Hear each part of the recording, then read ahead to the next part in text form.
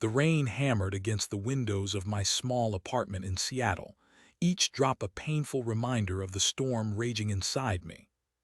Barnaby, a software developer, had always prided myself on my logic, my ability to solve complex problems with elegant code.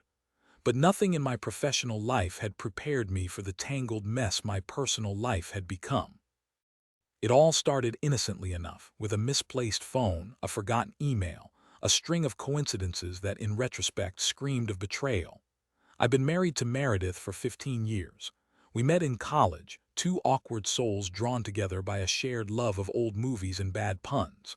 Over the years, we built a life, a comfortable routine of weekend hikes, quiet dinners, and the comfortable silence of two people who knew each other inside and out. Or so I thought. The first crack in our seemingly perfect facade appeared a few months ago. Meredith, who worked as a marketing manager for a local tech firm, started coming home later and later. "Work's been crazy," she'd say, her brow furrowed with what I assumed was stress. "Big project, lots of deadlines." I didn't question it. I trusted her implicitly. Why wouldn't I? One evening, I was waiting for Meredith to come home so we could go to see a movie. I noticed her phone buzzing on the kitchen counter. It was a text message from someone named Lysander. The message read, "Can't wait to see you tonight. Wear that dress I love." A chill ran down my spine. Lysander? Who the hell was Lysander? Meredith had never mentioned anyone by that name. I told myself it was a harmless mistake, a wrong number. But the seed of doubt had been planted. I couldn't shake the feeling that something was wrong. I decided to do something I never thought I would do. I snooped. I waited until Meredith was asleep, then carefully unlocked her phone using the password I knew by heart. I went straight to her email. What I found there shattered my world. A string of emails between Meredith and Lysander, filled with intimate details, passionate declarations, and explicit plans for rendezvous. It was all there in black and white, a detailed account of their affair. I felt like I'd been punched in the gut. The air was sucked out of my lungs. I stumbled back, knocking over a stack of cookbooks. The noise didn't wake Meredith. She slept soundly, oblivious to the devastation I was experiencing. I spent the rest of the night staring at the ceiling, replaying the emails in my head, trying to make sense of it all. How could she do this to me, to us? We had built a life together, a home, a family. Was it all a lie? The next morning I confronted her. I didn't yell or scream. I simply showed her the emails, her face drained of color. "Barnaby," she stammered, her eyes wide with panic. "It's not what you think, really, because it looks pretty clear to me," I said, my voice trembling with anger and hurt. She tried to deny it at first, claiming the emails were fake, that someone was trying to sabotage her. But I pressed her, showing her more and more evidence until she finally broke down. "It just happened," she sobbed. "I didn't mean for it to go this far." "How long?" I asked, my voice barely a whisper. 6 months, she admitted, avoiding my gaze. 6 months. Half a year of lies, deceit, and betrayal. I felt like everything I knew about Meredith, about our marriage, had been a carefully constructed illusion. I asked her who Lysander was. She told me he was a colleague, a senior executive at her company. He was married too, she said, with 2 young children. "I'm so sorry, Barnaby," she pleaded. "I made a mistake. Please forgive me." Forgive her? How could I forgive her? She had broken my heart, shattered my trust, and destroyed everything we had built together. I told her to leave. I couldn't bear to look at her. She packed a bag and walked out the door, leaving me alone in the apartment we had shared for so many years. The silence was deafening. In the days that followed, I went through a range of emotions: anger, sadness, disbelief, and a profound sense of loss. I couldn't eat, I couldn't sleep, I couldn't focus on work. I was a shell of my former self.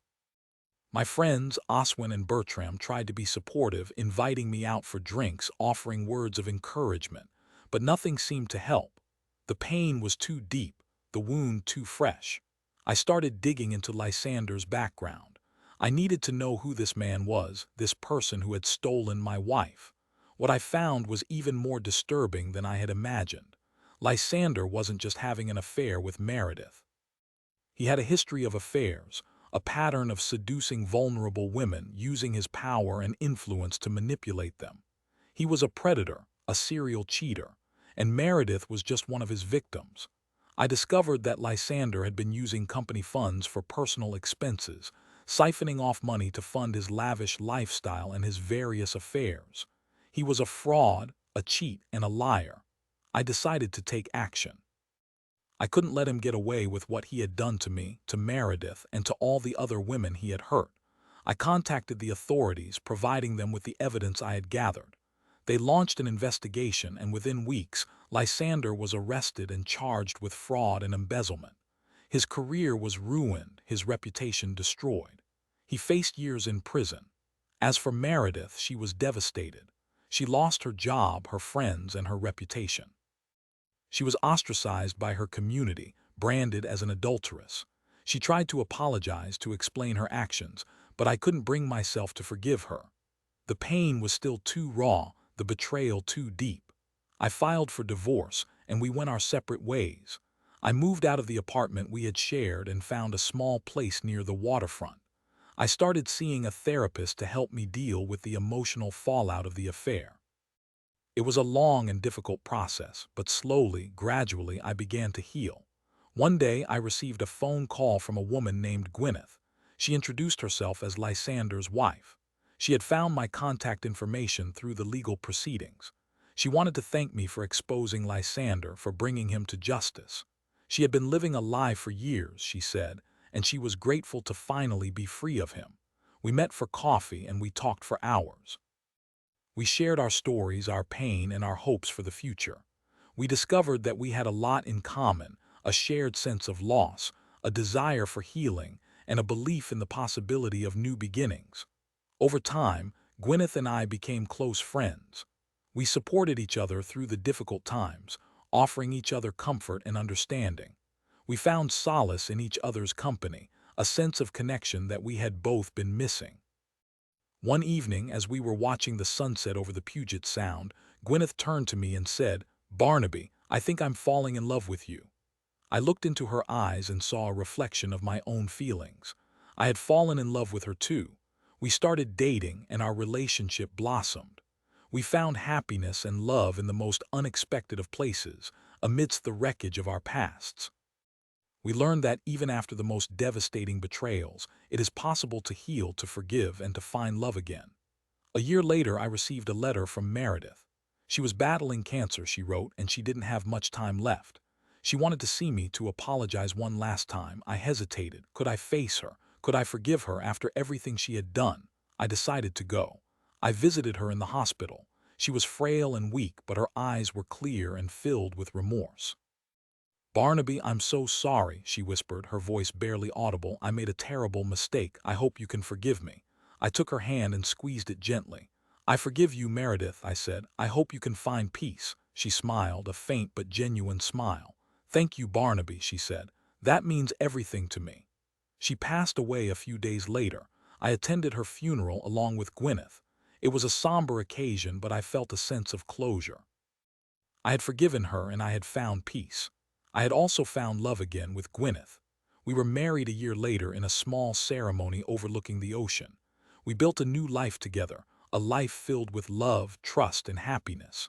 We learned that even after the darkest storms, the sun will eventually shine again. The rain still falls in Seattle, but now, when I hear it, I no longer feel the pain of betrayal.